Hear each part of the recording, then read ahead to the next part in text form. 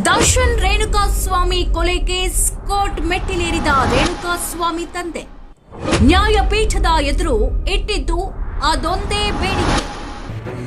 ಚಿತ್ರದುರ್ಗದ ರೇಣುಕಾಸ್ವಾಮಿ ಹತ್ಯೆ ಕೇಸ್ಗೆ ಸಂಬಂಧಿಸಿದಂತೆ ರೇಣುಕಾಸ್ವಾಮಿ ತಂದೆ ಕಾಶಿನಾಥಯ್ಯ ಶಿವನ್ಗೌಡರ್ ಇದೀಗ ಕೋರ್ಟ್ ಮೆಟ್ಟಿಲೇರಿದ್ದಾರೆ. ಬೆಂಗಳೂರಿನ 57ನೇ ಸಿಸಿಎಚ್ ನ್ಯಾಯಾಲಯದ ಮೊರೆ ಹೋಗಿದ್ದಾರೆ.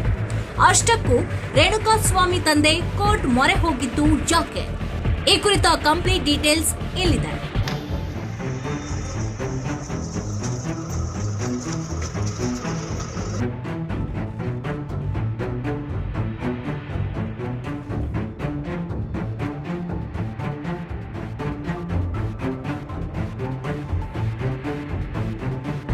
ರೇಣುಕಾಸ್ವಾಮಿ ತಂದೆ ಕಾಶಿನಾಥಯ್ಯ ಶಿವನ್ಗೌಡರ್ ಕೋರ್ಟ್ಗೆ ಒಂದು ಅರ್ಜಿಯನ್ನ ಸಲ್ಲಿಸಿದ್ದಾರೆ. ಹತ್ಯೆ ಸಮಯದಲ್ಲಿ ರೇಣುಕಾಸ್ವಾಮಿ ಧರಿಸಿದ್ದ ಚೈನ್, ಉಂಗುರ ಕಸ್ಟಡಿಗೆ ನೀಡುವುದಕ್ಕೆ ಮನವಿ ಮಾಡಿಕೊಂಡಿದ್ದಾರೆ. ಚಿನ್ನದ ಒಡವೆ ರೇಣುಕಾಸ್ವಾಮಿ ತಾಯಿ ಅಂದ್ರೆ ತಮ್ಮ ಪತ್ನಿ ಕಸ್ಟಡಿಗೆ ನೀಡುವುದಕ್ಕೆ ಮನವಿ ಮಾಡಿಕೊಂಡಿದ್ದಾರೆ. ಕೆಲ ಷರತ್ತು ವಿಧಿಸಿದ ಕೋರ್ಟ್.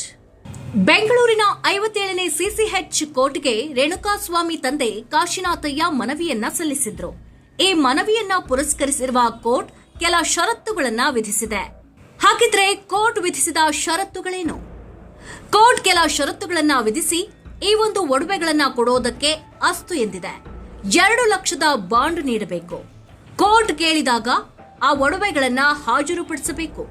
ಒಡವೆಯ ಸ್ವರೂಪ ಬದಲಿಸಬಾರದು. ಅಷ್ಟೇ ಅಲ್ಲದೆ ಯಾವುದೇ ಕಾರಣಕ್ಕೂ ಈ ಒಡವೆ ಮಾರಾಟ ಮಾಡಬಾರದು ಅಂತ ಕೋರ್ಟ್ ಖಡಕ್ ಸೂಚನೆ ನೀಡಿದೆ. ಇಷ್ಟು ದಿನದ ನಂತರ ರೇಣುಕಾಸ್ವಾಮಿ ತಂದೆ ಕಾಶಿನಾಥಯ್ಯ ತಮ್ಮ ಮಗನ ಒಡವೆಗಾಗಿ ಮನವಿಯನ್ನ ಸಲ್ಲಿಸಿದ್ದು ಹಲವು ಅನುಮಾನಗಳಿಗೆ ಎಡೆಮಾಡಿಕೊಟ್ಟಿದೆ.